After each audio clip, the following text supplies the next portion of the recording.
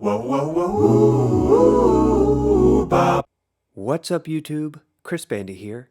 In this series, I'm going to show you how to understand jazz harmony. This tutorial focuses on harmonic features, analysis, and labeling.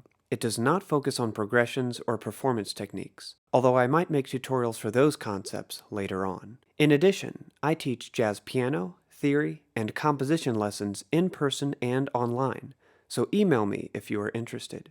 If you have any questions about this video, please check the description before commenting. Thanks to the Coldest Water Bottle Company for sponsoring this series. This 21-ounce sports bottle is solid and sturdy, keeps your drinks cold, floats on water so you don't lose it, has a rubber grip and a handle, is odor resistant, and fits in basically all cup holders. It has been perfect for me every time I go out of the house, and they have 12 different bottle types and a bunch of other products. The brand has over 8,000 5-star reviews, and they offer full refunds if you aren't satisfied. Pick up a Coldest Water bottle today by clicking the link in the description, and use the promo code BANDY to get 10% off your entire order. Alright, let's get into the series.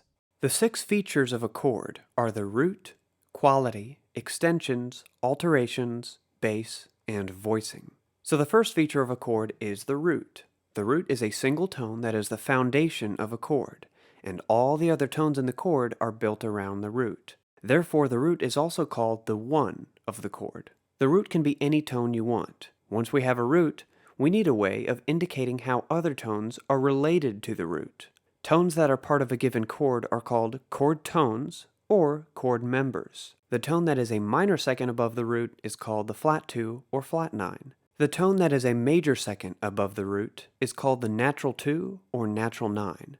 The tone that is an augmented second above the root is called the sharp 9. The tone that is a minor third above the root is called the minor 3 or flat 3. The tone that is a major third above the root is called the major 3 or natural 3. The tone that is a perfect fourth above the root is called the natural 4 or natural 11. The tone that is an augmented fourth above the root is called the sharp 4 or sharp 11. The tone that is a diminished fifth above the root is called the flat 5. The tone that is a perfect fifth above the root is called the natural 5. The tone that is an augmented fifth above the root is called the sharp 5. The tone that is a minor sixth above the root is called the flat 6 or flat 13. The tone that is a major sixth above the root is called the natural 6 or natural 13. The tone that is an augmented sixth above the root is called the sharp 13. The tone that is a diminished seventh above the root is called the diminished 7. The tone that is a minor seventh above the root is called the minor 7 or flat 7. The tone that is a major seventh above the root is called the major 7 or natural 7. You'll notice that lots of these names have the words sharp, flat, or natural in them. These words do not mean that the tone has any particular accidental on it. They're just a way of describing what interval the tone is above the root. For example, let's say that the root is F sharp. The natural 5 of F sharp is a perfect fifth above F sharp, which means that the natural 5 is C sharp. So even though C sharp is the natural 5, it doesn't actually have a natural sign on it. The word natural here just helps to describe that C sharp is a perfect fifth above F sharp. In addition, you can refer to a certain degree of chord member in general by just saying the number part of it. For example, if I am talking about how certain chords have a 7, I am just talking about some tone that is a seventh above the root. I am not specifying whether the 7 is the diminished 7, minor 7, or major 7. A final point about these tones is that you refer to them in relation to either the root in particular or the chord as a whole. It doesn't matter which one. For example, in a C major triad, G natural is the natural 5 of the root, and it is the natural 5 of the chord. So you can say both G natural is the natural 5 of C natural, and G natural is the natural 5 of C major. Either way of speaking is completely valid. The second feature of a chord is the quality.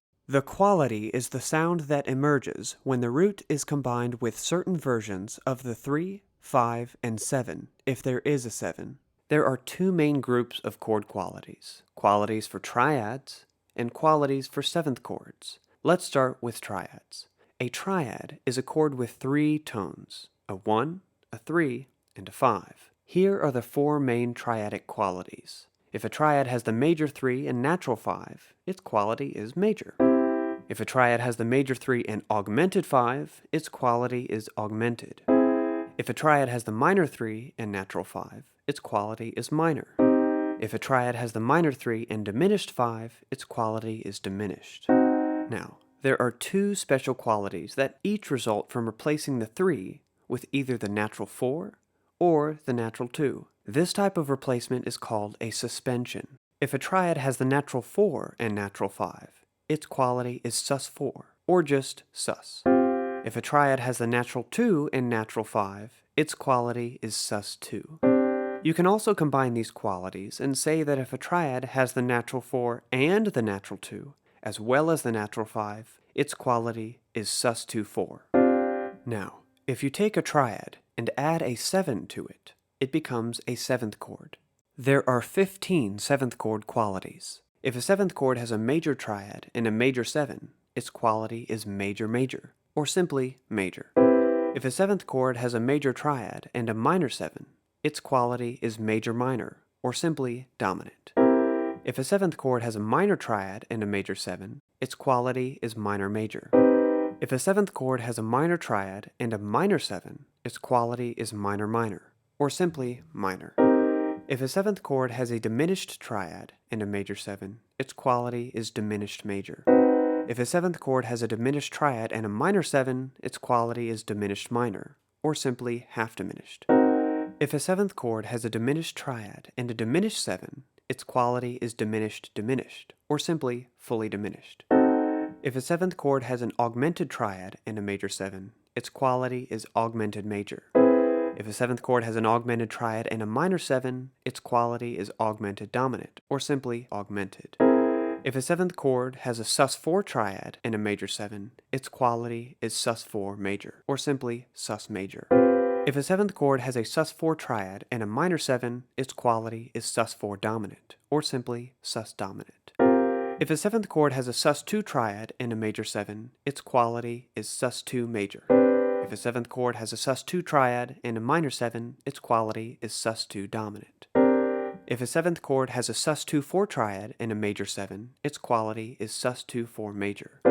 If a 7th chord has a sus2-4 triad and a minor 7, its quality is sus2-4 dominant. Now, when we talk about suspended chords or sus chords in general, we are referring to all types, sus4, sus2, and sus2-4, for both triads and 7th chords. If you want to talk about a specific type of suspended chord, you need to make it clear which one you're talking about. Now, when we are talking about a chord with a specific quality, we can just use the number 3 to refer to the 3 of that chord, without having to specify whether it is the major 3 or minor 3. The reason we don't need to specify is that the chord quality specifies for us. For example, we don't need to say the major 3 of F major, since that would be redundant.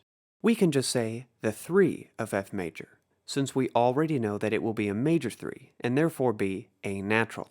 For another example, the 3 of A flat minor is C flat, since A flat minor has a minor 3. We can do the same thing with the 5. For example, the 5 of a half diminished chord is the flat 5. Similarly, the 7 of a minor 7th chord is the minor 7. Again, all this applies only when we're talking about a chord. When we actually write the chord symbol, we always need to be specific, and we'll learn how to do that later on in the series.